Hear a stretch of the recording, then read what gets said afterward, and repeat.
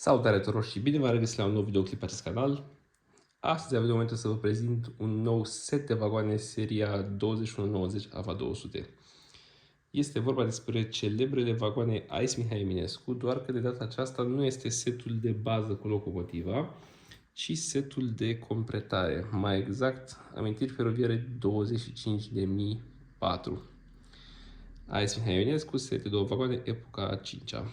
De ce este special acest set? Deoarece, odată cu achiziționarea lui, am completat garnitura Intercity Express Mihai Eminescu, garnitură pe care voiam să o completez, cred că de aproape 10 ani. La momentul în care am achiziționat setul cu locomotiva, țin minte că setul cu cele două vagoane deja începea să dispară din magazine. Inițial am spus că n-aș avea nevoie neapărat de el, având setul cu locomotiva, dar ulterior am început să mi-l doresc și pe acesta foarte mult. Am avut ocazia să-l cumpăr ceva ani mai târziu, dar nu erau în condiții impecabile, astfel încât să justifice un preț mai mare pentru un astfel de set. Prin urmare, a fost nevoie de a aștepta, dar iată că timpul cumva le rezolvă pe toate și dorința s-a îndeplinit. Prin urmare, este o prezentare pe care n-aș vrea neapărat să o fac, dar faptul că am reușit să pun mâna pe aceste sete vagoane, chit că de-ați mai văzut deja pe canal, am considerat că merită să vedeți și restul de două vagoane. Din câte știu, mai este cineva care le-a prezentat, o să vă las un link în descriere dacă vreți să vedeți și acea filmare de aproape 10 ani, ceva de genul ăsta, cam când ți-ai epuizat stocul acestor vagoane. Cam așa arată cutia, n-am alte lucruri să vă spun despre ea, este o cutie veche de amintiri feroviare, deja eticheta, nu știu că se vede pe filmare, începe să îngălbenească. Made in China, 14 ani plus, amintiri feroviare și cam atât. O să dăm cutia la o parte și înăuntru, evident, regăsim superbele modele seria 2190 AVA 200 cu inscripții Ice Mihai Eminescu. Nu știu dacă are neapărat sens să le desfacem chiar pe amândouă, dar o să începem totuși cu primul. Bine, evident, în aceeași folie de protecție pe care o știm de ani de zile. Dăm cutia la o parte. Și haideți să vedem primul vagon.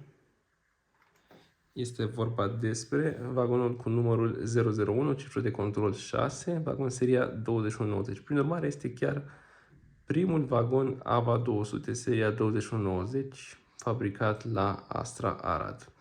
Hai să începem din partea stângă. Evident, observăm accesul la locurile 11 și 66. Vagonul este aclimatizat atât pe perioada iernii cât și pe perioada verii cu aer condiționat. Sunt primele vagoane cu instalații de aer condiționat care au venit în dotarea lui CFR la vremea respectivă.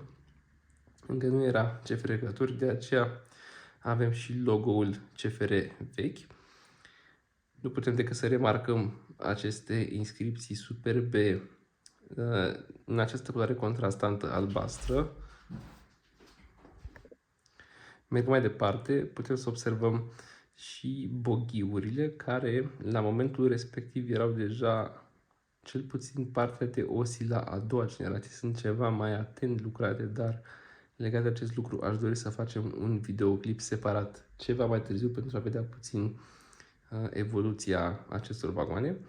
Viteza maximă de deplasare de 200 de km pe oră datorită patinei de frânare electromagnetică regăsită chiar aici. Toate vagoanele seria 2190 sunt capabile de această viteză. Mergând mai departe, putem observa cu verde și cu roșu seria de butoane legată de egalizarea presiunii în vagon, respectiv selectarea regimului de frânare.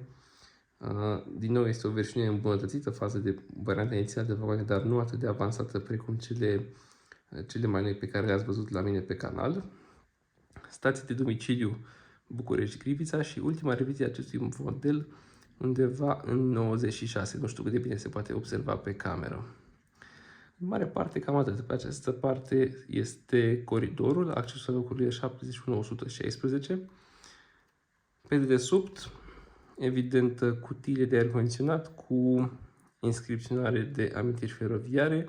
Putem observa realizarea sistemului de frânare cu frâne pe disc, dar fără lamele colectoare de curent. Un lucru pe care am uitat să menționez, vagoanele sunt noi nouțe, au stat reluate de când s-a lansat acest set, de mai bine de 10 ani. Și în mare parte detalierea este cam aceeași, n-am ce alte lucruri să vă spun. Fiind o generație de mijloc, să spunem, încă nu avea tampoane funcționale, dar ca și la setul precedent, cel cu locomotiva, dacă mi-aduc bine aminte, podețele sunt rabatabile și se rabatează complet, exact așa cum trebuie, fără probleme, cum am văzut la modelele noi care sunt în continuare rabatabile, dar parcă mai bine nu le rabatezi, îți dă senzația că s-ar rupe. Cam așa mi se pare mie. Mergând puțin mai departe, pe partea cu compartimentele, putem observa toaletele, din nou accesul la locuri, un indicator asupra rezervorului de apă, indicatorul pentru detecția locului de unde se ridică carcasa și în rest, cam atât. Plafonul de culoare gri, capetele le-ați văzut deja. N-aș avea mare lucru să vă spun despre aceste modele, decât faptul că modelul 001, sper să nu greșesc, în momentul de față nu mai circulă, s-ar putea să fie tras la gard. Haideți totuși să aruncăm o privire rapidă și asupra celui de-al doilea. Nu mai știu exact care era înmatricularea lui, dar parcă, da, este chiar 005 cu 7. Vagon care a mai fost produs odată de amintiri feroviare sub forma acestuia, 20.011. Dacă mi-aduc bine aminte, sper să nu greșesc, în 2010 sau 2011 sau 2009, chiar nu mai știu când s-a lansat acest model, a fost chiar acesta cu același număr, 005, cifră de control 7. Un pic ciudat faptul că s-au repetat cu aceste matriculări. V-am povestit că s-a mai întâmplat acest lucru, nu este prima dată, dar mi-ar fi plăcut parcă totuși să fie independente, pentru că sunt destul de multe modele lansate și cu siguranță ar fi putut găsi un alt număr astfel încât să nu se repete. În mare parte cam atât. N-aș mai avea prea multe lucruri să vă spun. Dacă v-a plăcut acest videoclip, nu uitați să apăsați un buton de like, să dați un share, să vadă și pe prietenii voștri, să vă abonați la canal dacă încă nu sunteți, iar până data viitoare eu vă spun numai bine.